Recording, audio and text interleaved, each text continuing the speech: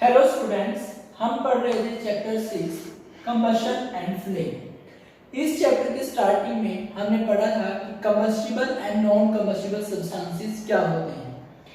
हमने देखा था कि ऐसे सब्सटेंसेस जो हीट करने पर, बर्न करने पर हमें हीट और लाइट या फ्लेम प्रोड्यूस करते हैं, उनको कहा जाता है कंबस्टिबल सब्सटेंसेस। और ऐसे सब्सटेंसेस जो बर्न करने पर हीट या लाइट प्रोड्यूस ना करें, उनको कहा जाता है नॉन कंबस्टिबल सब्सटेंसेस।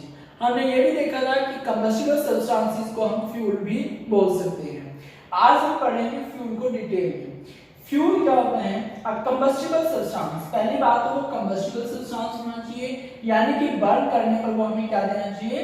हीट और लाइट प्रोड्यूस करनी चाहिए। तो उन सब्सटेंसेस को हम फ्यूल बोलते हैं। तो a combustible substances which on burning produces a large amount of heat and light is called fuel। तो ऐसे सब्सटेंस, ऐसे कंबस्टिबल सब्सटेंस जो बर्न करने पर क्या प्रोड्यूस करते हैं? Large amount of heat and light, तो उनको क्या कहा जाता है? फ्यूल। फॉर एग्जांपल के लिए coal, wood, LPG, petrol etcetera. LPG की फुल फॉर्म क्या होती है? Liquefied petroleum gas. हमने पीछे भी बताई थी क्या होती है एलपीजी की full form? Liquefied petroleum gas. तो coal, wood, LPG, petrol, kerosene etcetera, जब हम इन सभी को बर्न करते हैं तो हमें क्या प्रोड्यूस करवाते हैं? ये हीट एंड लाइट। जब ये हीट और लाइट प्रोड्यूस करवाते हैं तो इनको क्या कहा जाता है? फ्यूल कहा जाता है। जैसे रूरल एरियाज में, गांवों में आजकल भी क्या करते हैं, जैसे लकड़ी का यूज करते हैं और जो डंग केक होता है, एनिमल्स डंग केक, उसका यूज करते हैं चूल्हा जलाने के लिए। ठीक है, तो खाना बनाते हैं चूल्हे पर, और चूल्हा जलाने के लिए हमें क्या है? फ्यूल की जरूरत होती है। फ्यूल क्या यूज करते हैं? वो कंबस्टिबल सब्सटेंस जिनको बर्न करने पर हीट और फ्लेम मिलती है। वो कौन कौन से हमने कहा? वुड भी यूज करते हैं वो, और एनिमल्स डंग केक यूज करते हैं। वैसे आज तो जो है एलपीजी का, लिक्विफाइड पेट्रोलियम गैस का यूज किया जाता है। पेट्रोल और कोल का कम यूज करते हैं। कोल का जो है, कोयले का हम सर्दियों में ज्यादा यूज करते हैं जब ज्यादा ठंडक होती है। ठीक है, तो ऐसे बहुत सारे एग्जांपल हैं जिनको हम डेली लाइफ में जो है फ्यूल की तरह यूज करते हैं। अब यहाँ पर हमने देखा कोल, वुड, ये दोनों क्या हैं? सॉलिड हैं। तो और एलपीजी क्या है? लिक्विड गैसेस फॉर्म में है, लिक्विफाइड पेट्रोलियम गैस है ये। और पेट्रोल क्या है? लिक्विड है। केरोसिन भी लिक्विड है, डीजल भी लिक्विड है। तो जो फ्यूल है वो सॉलिड भी हो सकते हैं, लिक्विड भी हो सकते हैं, गैसेस भी हो सकते हैं। तो इसी बेस पर हम फ्यूल्स को क्लासिफाई करते हैं 3 पार्ट्स में: solid fuel, liquid fuel and gaseous fuel. तो सॉलिड फ्यूल कौन से होते हैं? ऐसे फ्यूल्स या ऐसे कंबस्टिबल सब्सटेंसेस जो रूम टेम्परेचर पर क्या होते हैं? सॉलिड होते हैं। ठीक है, तो उनको हम क्या बोलते हैं? सॉलिड फ्यूल्स बोलते हैं। और लिक्विड फ्यूल्स कौन से होते हैं? ऐसे कंबस्टिबल सब्सटेंसेस जो वोलेटाइल होते हैं, यानी कि एकदम से वेपराइज हो जाते हैं बर्न करने पर, हीट करने पर। तो वो वेपराइज होने के बाद हमें क्या देते हैं? हीट और फ्लेम प्रोड्यूस करते हैं। तो ऐसे लिक्विड्स जो वोलेटाइल होते हैं और हीट करने पर हमें लाइट और या फिर फ्लेम और हीट प्रोड्यूस करते हैं, उनको कहा जाता है लिक्विड फ्यूल्स। ठीक है, गैसियस फ्यूल्स। गैसियस फ्यूल्स क्या होते हैं? ऐसे गैसियस कंबस्टिबल सब्सटेंसेस जो हीट करने पर हमें हमें फ्लेम और क्या देते हैं? हीट प्रोड्यूस करते हैं, उनको कहा जाता है गैसियस फ्यूल्स। वो क्या होते हैं? स्टेट उनकी गैसियस होती है और कंबस्टिबल सब्सटेंसेस होते हैं। अब हमने देखा सॉलिड फ्यूल, लिक्विड फ्यूल और गैसियस फ्यूल की डेफिनेशन देखी। अब हम इनके एग्जांपल्स देखते हैं। सॉलिड फ्यूल के एग्जांपल जैसे हम पीछे डिस्कस किए थे, कोयला जो है सॉलिड फ्यूल का एग्जांपल है। वुड भी किसका एग्जांपल है? सॉलिड फ्यूल का। एनिमल डंग केक भी किसका एग्जांपल है? सॉलिड फ्यूल का। ऐसे बहुत सारे एग्जांपल्स हैं सॉलिड फ्यूल के। लिक्विड फ्यूल्स में हमने पेट्रोल, डीजल, केरोसिन, ऐसे बहुत सारे एग्जांपल हैं लिक्विड फ्यूल्स के भी। गैसियस फ्यूल के एग्जांपल्स एलपीजी, गोबर गैस, सीएनजी। एलपीजी क्या होती है? लिक्विफाइड पेट्रोलियम गैस, हमारी कुकिंग गैस होती है। और सीएनजी होती है कंप्रेस्ड नेचुरल गैस। इनको आजकल व्हीकल्स में भी यूज किया जाता है। सीएनजी क्या है? Compressed natural gas. ठीक है, ऐसे बहुत सारे गैसेस हैं जिनको फ्यूल के तरीके से हम यूज करते हैं। अब जो फ्यूल होता है उनकी हमें एफिशिएंसी देखनी होती है कि कितना एफिशिएंट फ्यूल है, यानी कि हम कितना बर्न करें, कितनी अमाउंट में बर्न करें जिससे हमें कितनी हीट मिल रही है और कितनी हमें फ्लेम मिल रही है। वहां पर जो फ्यूल कम बर्न करने पर, यानी कि अमाउंट हम कम बर्न करें लेकिन हमें हीट ज्यादा प्रोड्यूस करें, वो ज्यादा एफिशिएंट फ्यूल होगा। ठीक है, तो एफिशिएंट फ्यूल हम किस वे में हम मेजर करेंगे कि ये एफिशिएंट है या नहीं है, उसके लिए हम यूज करते हैं टर्म का कैलोरीफिक वैल्यू। अब कैलोरीफिक वैल्यू क्या है? The amount of heat produced when 1 kilogram of a fuel is completely burned in air or oxygen is called its calorific value। यानी कि जब हम किसी भी सब्सटेंस को या फ्यूल को जो है उसका 1 किलोग्राम अमाउंट लेते हैं और उसको हम हीट करते हैं, उसको बर्न करते हैं। बर्न करते हैं किसकी प्रेजेंस में? एयर या फिर ऑक्सीजन की प्रेजेंस में। जब हम किसी फ्यूल का 1 किलोग्राम वेट जो है वो उसको बर्न करते हैं एयर या ऑक्सीजन की प्रेजेंस में, और वो हमें क्या प्रोड्यूस करवाता है? हीट प्रोड्यूस करवाता है। तो जितनी हीट 1 किलोग्राम बर्न करने से प्रोड्यूस होगी, उस हीट को उसकी कैलोरीफिक वैल्यू बोलते हैं। ठीक है, रिपीट करते हैं इसी को। The amount of heat produced when 1 kilogram of a fuel is completely burned in air or oxygen is called its calorific value। ठीक है, इसका क्या मतलब है कि जब हम कोई फ्यूल है और उसकी 1 किलोग्राम हम अमाउंट ले रहे हैं तो उसको बर्न करने से ऑक्सीजन या एयर की प्रेजेंस में कितनी हीट प्रोड्यूस हो रही है, जितनी अमाउंट ऑफ हीट प्रोड्यूस हो रही है उसी को बोला जाता है वहां पे कैलोरीफिक वैल्यू। ठीक है, लेकिन हमें अमाउंट कितनी लेनी है फ्यूल की? 1 किलोग्राम। ठीक है, तो 1 किलोग्राम फ्यूल के रिस्पेक्ट में जो हीट वहां पे प्रोड्यूस होगी उसको बोला जाता है उसकी कैलोरीफिक वैल्यू। ठीक है, अब कैलोरीफिक वैल्यू जो है it is expressed in kilojoule पर हीट, क्योंकि हीट जो है हीट को किस में एक्सप्रेस कर रहे हैं? यहाँ पर किलोजूल में एक्सप्रेस करेंगे, और जो हमने अमाउंट यूज की है वो कितनी यूज की है? किलोग्राम। तो किलोजूल पर किलोग्राम, यानी कि 1 किलोग्राम फ्यूल को बर्न करने से हमें कितने किलोजूल हीट प्रोड्यूस हो रही है वो ये रिप्रेजेंट करता है। इसका मतलब कैसे लिखेंगे हम उस हीट को, उस कैलोरीफिक वैल्यू को? किलोजूल पर किलोग्राम। पर किलोग्राम को हम किलोग्राम इनवर्स में लिख सकते हैं, जो किलोजूल किलोग्राम इनवर्स। ठीक है, जो एफिशिएंसी है फ्यूल की उसको हम मेजर करते हैं किसके टर्म में? कैलोरीफिक वैल्यू की टर्म में। हमने अभी देखा, इसका हम एग्जांपल देखते हैं। जैसे जो एलपीजी गैस होती है, लिक्विफाइड पेट्रोलियम गैस, जो उसकी कैलोरीफिक वैल्यू उसको जब हम बर्न करते हैं तो वो हमें 55,000 किलो जूल हीट प्रोवाइड करवाती है। ठीक है, कितनी? 55,000 किलो जूल। लेकिन अगर हम वुड को बर्न करते हैं, वुड को बर्न करने से 17,200 किलो जूल हीट हमें मिलती है। हम दोनों ही एलपीजी की भी और वुड की भी सेम अमाउंट यूज करते हैं, यानी कि मान लो ये भी 1 किलोग्राम है, ये भी 1 किलोग्राम है, और लेकिन हमें हीट की कितनी मिल रही है? एलपीजी से मिल रही है हमें 55,000, जबकि हमें वुड से कितनी मिल रही है? 17,200। तो ज्यादा एफिशिएंट कौन हुआ? एलपीजी, क्योंकि एलपीजी की और वुड की दोनों की अमाउंट हम सेम ले रहे हैं, लेकिन वहां पे हीट कितनी प्रोड्यूस हो रही है? जहां पे एलपीजी में ज्यादा हो रही है 55,000 और वुड में कम हो रही है 17,200। इसका मतलब एलपीजी जो है वो ज्यादा एफिशिएंट है। अब जितने भी हमने यहाँ पर फ्यूल्स के एग्जांपल देखे, जैसे कोल देखा, वुड देखा, एलपीजी, केरोसिन, डीजल, पेट्रोल, गोबर गैस, सीएनजी, एलपीजी एटसेट्रा, बहुत सारे एग्जांपल देखे। क्या हम इन सभी को मतलब यूज कर सकते हैं? मतलब ये क्या है, आइडियल है या नहीं है, या फिर आइडियल फ्यूल कौन से होते हैं? जैसे हम किसी भी चीज को आइडियल मान के अपना काम करते हैं, तो ऐसे ही क्या फ्यूल, हर एक फ्यूल आइडियल है या नहीं है? तो हम देखते हैं कि आइडियल फ्यूल के लिए क्या क्या कैरेक्टरिस्टिक्स होती हैं। अब हम देखते हैं कैरेक्टरिस्टिक्स ऑफ आइडियल फ्यूल। अब हम आइडियल फ्यूल की कैरेक्टरिस्टिक्स देखते हैं कि हम कौन कौन सी कैरेक्टरिस्टिक के बेस पर किसी भी फ्यूल को आइडियल फ्यूल बोलेंगे। पहली कैरेक्टरिस्टिक है it should be cheap and easily available, यानी कि जो फ्यूल है वो सस्ता होना चाहिए और इजीली अवेलेबल भी होना चाहिए। ठीक है, ताकि जो है हम उसको आसानी से खरीद सकें। It should burn at a moderate rate, ये जो है मॉडरेट रेट पर बर्न होना चाहिए, यानी कि ये नहीं है कि बिल्कुल आराम आराम से वो बर्न हो या फिर बहुत ही जल्दी बर्न हो जाए, वो मॉडरेट रेट पर बर्न होना चाहिए, यानी कि मीडियम रेट पर बर्न होना चाहिए। Its efficiency should be high, उसकी जो एफिशिएंसी है वो क्या होनी चाहिए, हाई होनी चाहिए। एफिशिएंसी को हमने देख लिया था किससे मेजर कर रहे थे, कैलोरीफिक वैल्यू से।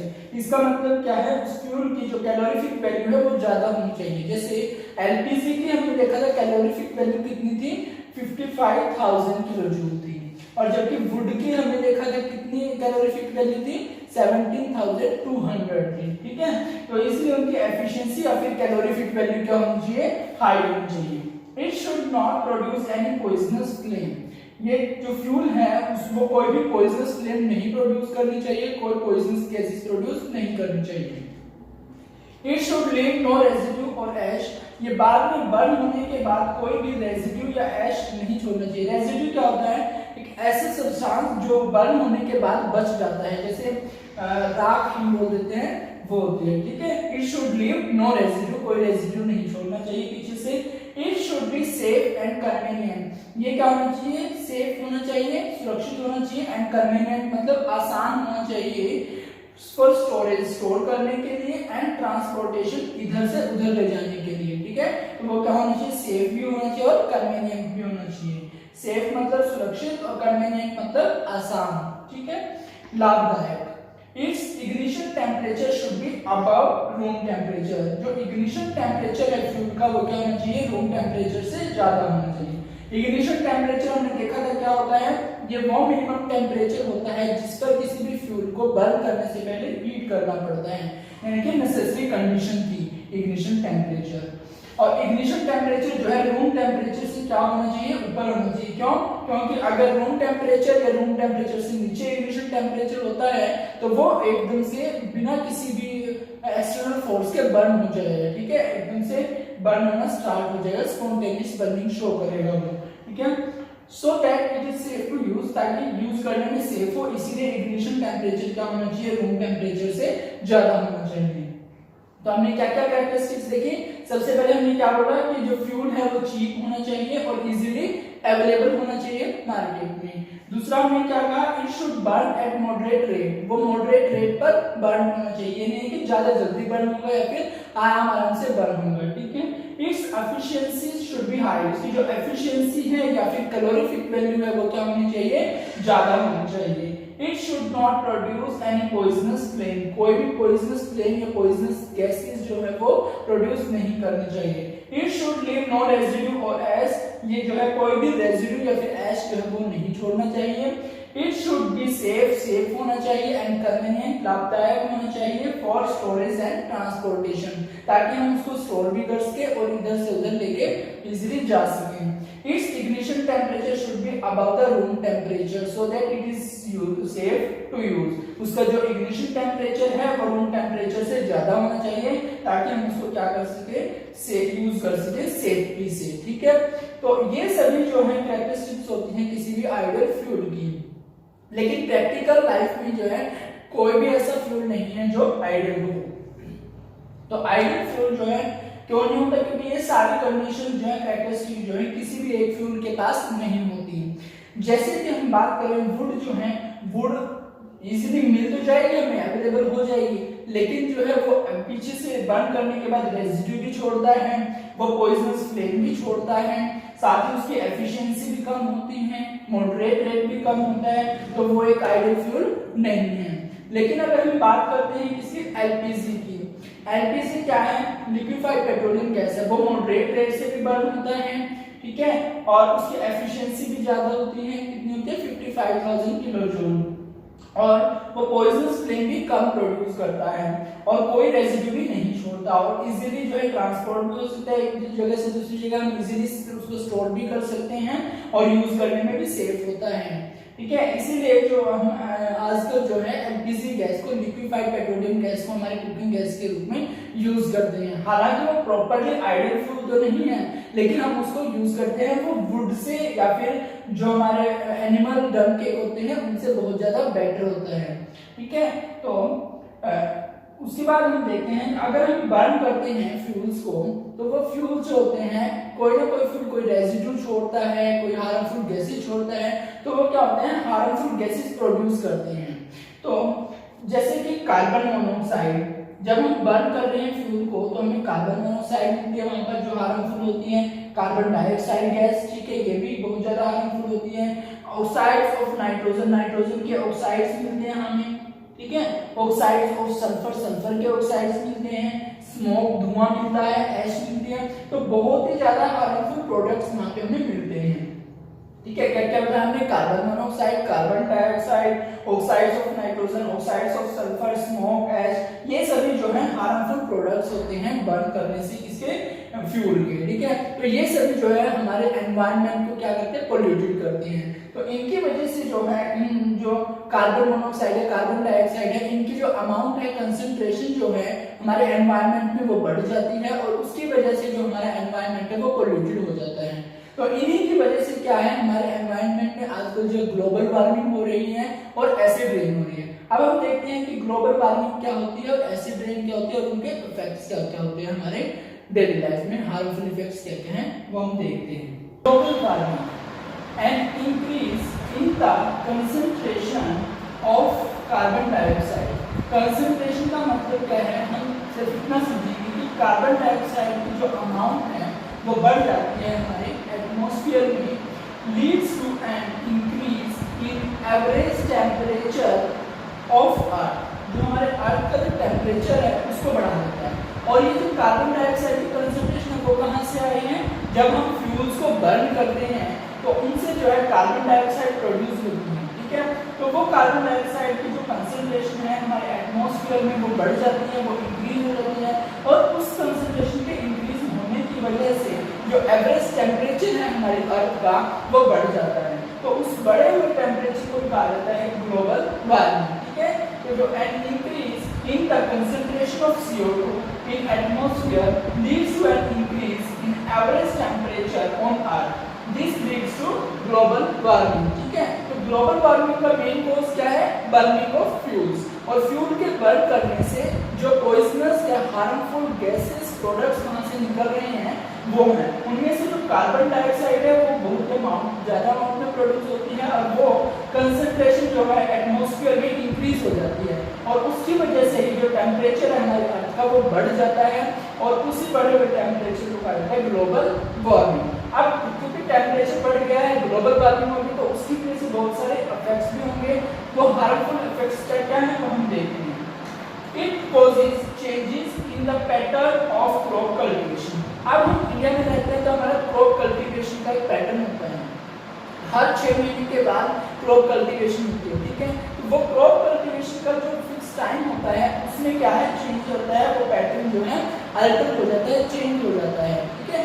तो it causes changes in the pattern of crop cultivation. जो क्रॉप कल्टीवेशन का पैटर्न है उसमें चेंजेस हो जाते हैं इसकी वजह से।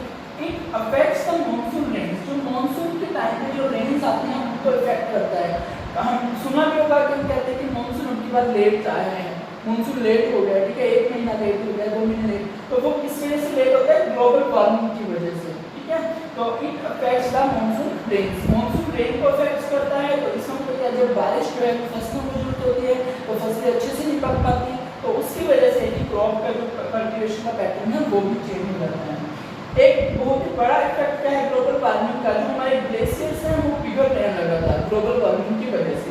It causes melting of glaciers. हमारे जो ग्लेशियर्स हैं वो पिघल रहे हैं और ग्लेशियर्स के पिघलने की वजह से फ्लडिंग की जो है समस्या उत्पन्न हो जाती है, कि फ्लड जो है यहाँ से प्रोड्यूस हो सकते हैं, ठीक है। तो जो ग्लोबल वार्मिंग है वो बहुत ही ज़्यादा इफेक्ट करती है हमारे एनवायरनमेंट को। एक एग्जाम्पल हम अपनी डेली लाइफ से लेकर चलते हैं। जैसे सर्दियों के टाइम में हम क्या करते हैं, अपने रूम में अंगीठी लगा देते हैं, ठीक है। तो वो अंगीठी क्या करती है, और हम रूम भी बंद कर देते हैं अपना ताकि ठंड ना आए, ठीक है। हम खिड़कियाँ भी बंद करते हैं, रूम भी बंद कर देते हैं और हम अंगीठी लगा देते हैं। वो अंगीठी में जो हमने कोल बर्न किया है वो कोल की वजह से कार्बन मोनोऑक्साइड वहाँ पर प्रोड्यूस होती है, ठीक है।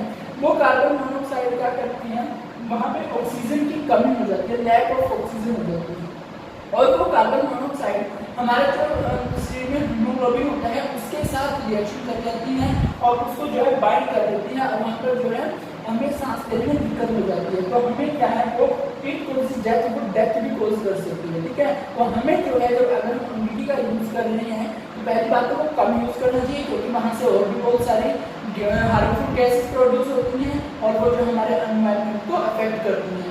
दूसरा, अगर हम यूज कर भी रहे हैं कभी कभार सर्दियों में, तो हमें अपने रूम की खिड़की या फिर बोल या फिर गेट थोड़ा बहुत खुला रखना चाहिए, ठीक है।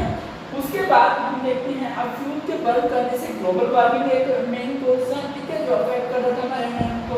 दूसरा होता है एसिड रेन, ठीक है। एसिड रेन क्या होती है? रेन तो हमारे पता है कि बारिश होती है, ठीक है। एसिड का क्या मतलब है? एसिड का मतलब होता है the rain water containing dissolved oxides of nitrogen and sulphur. एक ऐसे रेन वाटर जिसके अंदर क्या है, डिसॉल्व्ड ऑक्साइड होते हैं, जिसके नाइट्रोजन और सल्फर, ठीक है। नाइट्रोजन और सल्फर के ऑक्साइड्स होते हैं डिसॉल्व फॉर्म में इसमें वाटर के अंदर, रेन वाटर के अंदर, उसको उस रेन को कहा जाता है एसिड रेन। अब ये ऑक्साइड्स का मतलब क्या है? नाइट्रोजन और ऑक्सीजन जो हमारे एटमॉस्फेयर में प्रेजेंट है, सल्फर भी और ऑक्सीजन भी, वो कंबाइन होते हैं और मॉलिक्यूल्स बना देते हैं नाइट्रोजन ऑक्साइड्स के, सल्फर ऑक्साइड्स के। तो वहां से बनते हैं oxides of nitrogen and oxides of sulphur, ठीक है। नाइट्रोजन और ऑक्सीजन मिलकर क्या बनाते हैं? ऑक्साइड्स ऑफ नाइट्रोजन, और सल्फर और ऑक्सीजन मिलकर क्या बनाते हैं? Oxides of sulphur. वो क्या होते हैं? हार्मफुल होते हैं, और जो हमारे जो फ्यूल्स होते हैं वो बर्न होते हैं, तो वो भी हमें नाइट्रोजन और के ऑक्साइड और सल्फर के ऑक्साइड प्रोड्यूस करते हैं, और ये जो है रेन वाटर के साथ मिलकर उसको क्या बना देते हैं? एसिडिक बना देते हैं, ठीक है। तो एसिडिक रेन क्या होगी? The rain water containing dissolved oxides of nitrogen and sulphur is called acid rain. इसके क्या क्या हार्मफुल इफेक्ट्स हैं? It causes corrosion of metallic structure. जो मेटालिक स्ट्रक्चर होते हैं उनमें कोरोजन जो है, कोरोजन को प्रोड्यूस कर देता है। मतलब क्या है? जैसे हमारे ग्रिल वगैरह होती है घरों की, ठीक है, वो मेटल्स की बनी होती है, लोहे वगैरह की, तो उनको क्या कर देता है? उनमें जंग लग जाता है, ठीक है। वो क्यों लगता है? इस एसिड रेन की वजह से लग जाता है, ठीक है। दूसरा, it affects plants and aquatic life. ये प्लांट्स और एक्वेटिक लाइफ है उसको भी जो है इफेक्ट करता है, कि जो पौधे होते हैं फॉरेस्ट को बहुत ज़्यादा खराब कर देता है, पौधे जितने भी प्लांटेशन है, कल्टीवेशन जो हमारी क्रॉप है उसको भी खराब कर देता है। एक्वेटिक लाइफ क्या होती है? जो वो ऐसे जीव जंतु जो कि पानी में रहते हैं, ठीक है, उनकी लाइफ को भी ये अफेक्ट करते हैं, ठीक है। क्योंकि अगर वो पानी एसिडिक हो गया, ठीक है, जैसे पॉन्ड्स वगैरह में, तालाब वगैरह में एसिड रेन की वजह से अगर वो वाटर एसिडिक हो जाएगा तो उन्हें सांस लेने में वो पानी से दिक्कत आएगी, ठीक है। तो उनकी लाइफ के लिए वो क्या है? हार्मफुल है। दूसरा, it also affects the beauty of historical monuments, ठीक है। जो हमारे जो हिस्टोरिकल मॉन्यूमेंट्स होती हैं, यानी कि ऐतिहासिक इमारतें होती हैं, जैसे ताजमहल, लाल किला वगैरह हो गए, ठीक है, उनकी ब्यूटी को भी अफेक्ट करता है। आप लोगों ने सुना भी होगा जो ताजमहल है उसकी जो बाहर से दीवारें हैं वो सारी क्या येलोइश हो चुकी है। क्यों? क्योंकि एसिड रेन की वजह से उनका कलर जो है येलो हो गया है, ठीक है। क्योंकि उनके जो पत्थर लगा हुआ है ताजमहल पे, वो क्या है? उसमें लाइन होता है, ठीक है, तो उसके साथ रिएक्शन हो जाती है एसिड वाटर के, और वो उसको जो है येलोइश कलर का बना रहे हैं, यानी कि ब्यूटी को खत्म कर रहा है इसकी हिस्टोरिकल मॉन्यूमेंट्स की। कौन? एसिड रेन, ठीक है। तो यानी कि फ्यूल को बर्न करने से क्या हो रहा है? हमें अब ग्लोबल वार्मिंग हो रही है और एसिड रेन हो रहा है। क्यों? क्योंकि फ्यूल से बर्न करने से कार्बन डाइऑक्साइड मिल रही है जो हार्मफुल है हमारे लिए, और ऑक्साइड्स ऑफ नाइट्रोजन और ऑक्साइड्स ऑफ सल्फर भी मिल रहे हैं, वो भी बहुत ज़्यादा हार्मफुल है, क्योंकि वो एसिड रेन कॉज करते हैं। तो इसलिए जो है हमारा जो फ्यूल है वो कैसा होना चाहिए? बहुत ही ज़्यादा एफिशिएंट होना चाहिए और आइडियल होना चाहिए, ठीक है। अगर हम फ्यूल आइडियल यूज नहीं करेंगे तो उसकी वजह से क्या होगा?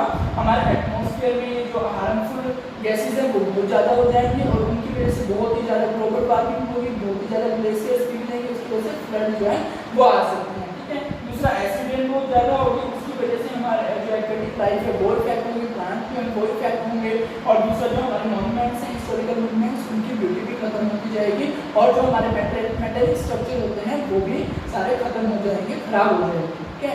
इसीलिए जो है हमें फ्यूल्स का जो है यूज़ तो करना चाहिए, लेकिन हमें एक लिमिटेड अमाउंट में यूज़ करना चाहिए उन फ्यूल्स का, और हमें ज़्यादा से ज़्यादा एफिशिएंट और फिर आइडियल, जो ज़्यादा से ज़्यादा आइडियल कैरेक्टरिस्टिक्स को फॉलो करते हैं, उन फ्यूल्स का यूज़ करना चाहिए। आप सभी इन सभी वीडियोस को देखिए और अपना सिलेबस कवर कीजिए। आपको जो कोई भी प्रॉब्लम है, डाउट है, आप जो है कमेंट सेक्शन में पूछ सकते हैं, हम उनका सभी डाउट का क्लियर करने की कोशिश करेंगे। Thank you, stay safe, stay